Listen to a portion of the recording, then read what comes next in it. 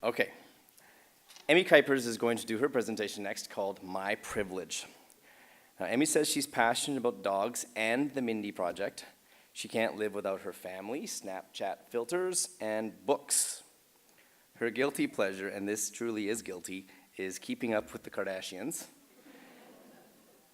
This is also very true. One word that sums up Emmy is ridiculous. So please welcome the ridiculous Emmy Kuypers.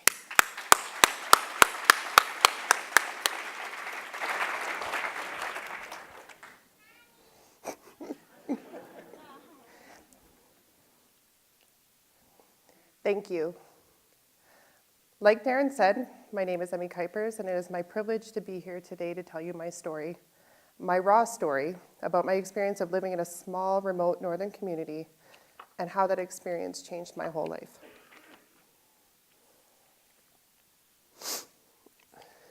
This is Luke. He is my husband of almost 7 years and the love of my life. Because of a backlog of teachers in Eastern Canada, Luke ended up having to apply for a job out west to find a permanent full-time position. In June of 2010, he was offered a full-time job in Buffalo Narrows, Saskatchewan, and 2 months later, we were on our way up north. Luke and I are both originally from Ontario, but we have traveled quite a bit together. We met in Halifax, Nova Scotia, we lived in Montreal, Quebec, and spent a significant amount of time in Japan.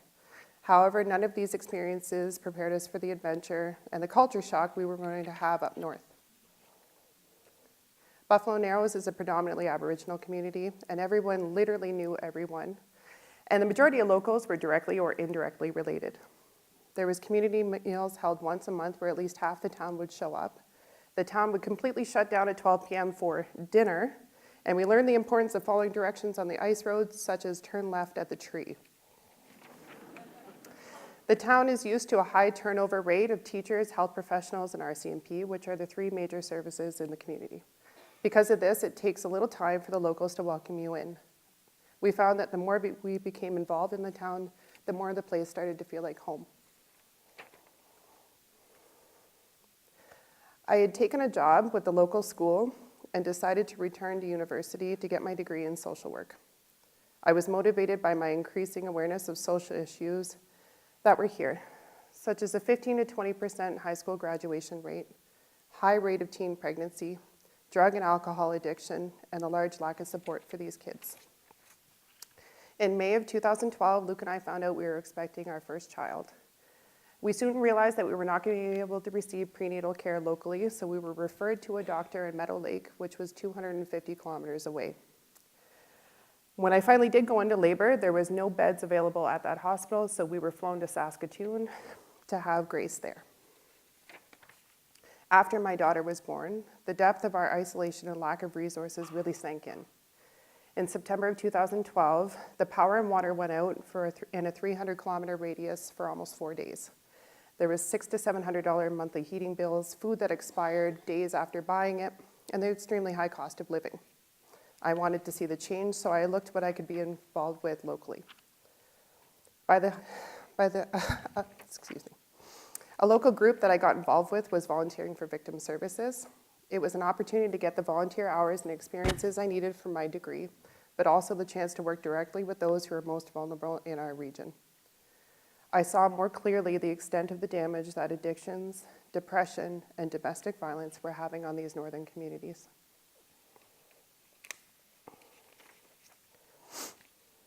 In my last year of my social work degree, I worked for the mental health and addictions for the health region. This health region was responsible for almost 25% of the province of Saskatchewan's landmass, and it was grossly understaffed. People would have to travel long distances to see a counselor for a 45-minute appointment once a month, and that was only if they had access to transportation. I began to see how the isolation and the distance were huge contributors to the issues of poverty, mental health, and addictions. How are you supposed to feed your family when the cost of 1 red pepper is the same as 5 boxes of Kraft Dinner, or 4 liters of milk costs the same as 48 cans of pop? Throughout this entire time, I couldn't understand why people weren't more upset. Why weren't people more outraged? And most importantly, why did they stay? Why not move south where there was so much more of everything? and I was at a loss. And when I articulated these thoughts to one of my professors, I was kindly but very firmly told that if I ever wanted to succeed in the field of social work, that I would have to check my white privilege at the door. And then I started to examine what that really meant. That one of these girls who were born in the same town, born on the same day, and in the same place, were going to be 3 times more likely to end up with an addiction issue, suffer from domestic violence, and struggle financially and emotionally, all because of the color of their skin and their cultural background. On January 22nd, 2016, I was traveling for work. Most of my drive didn't have cell service, so it wasn't until close to home that I started getting calls from my boss and my husband asking me where I was, because there was a kid shooting up the school in the Loche. I thought it must have been a mistake. It only became real when I received a call from Victim Services telling me that there was 4 people dead and they needed me there right away. I can only remember bits and pieces of the next 3 days. I remember arriving to the hospital Friday night to chaos.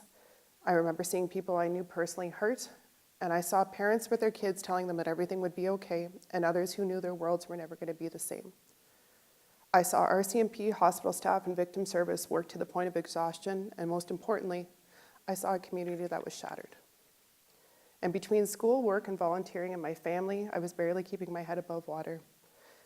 A week after the shooting, I realized that I had burnt myself out, and I took stress leave, stopped leaving the house, and just focused on finishing school.